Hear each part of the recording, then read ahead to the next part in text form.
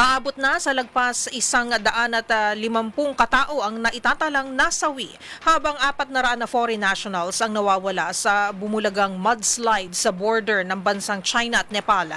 Pangamba ng mga otoridad, maaari pang tumaas ang bilang ng mga namatay. Ang buong detalye sa trahedya ay hahatid ni James Galange.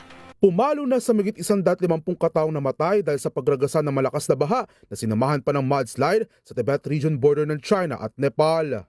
Sa pinakahuling datos, sa abot naman sa migit 400 foreign nationals ang nawawala, kabilang ng 100 mula India, 54 mula sa Amerika at 34 naman na galing Australia. Sa ilang viral video, makikita ang paghampas ng malakas na alon sa isang tulay na siyang naging dahilan ng pagkasira nito, gayon din na naging epekto sa ilang parte ng lugar.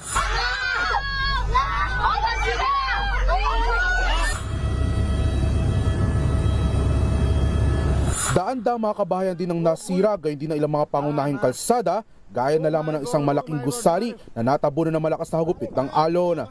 Makikita na rin na may ilang mga residente nagsisitakbuhan palayo ng gusali na maaring nadami rin ng rumaragas ang tubig at dahil din sa lakas ng impact nito.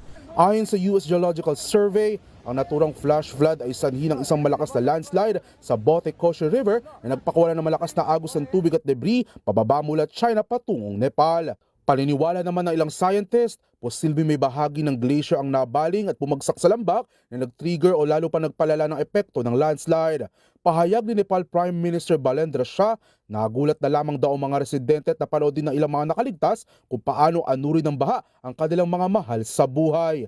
Agad naman nagpaabot ng tulong ilang mga bansa kabilang ng Amerika, China, India at ilang European countries para sa mga biktima na nasabing sakuna. Sa ngayon kasi, sa pagtaya ng mga otoridad, maaari pa raw tumaas ang bilang ng mga nasawi.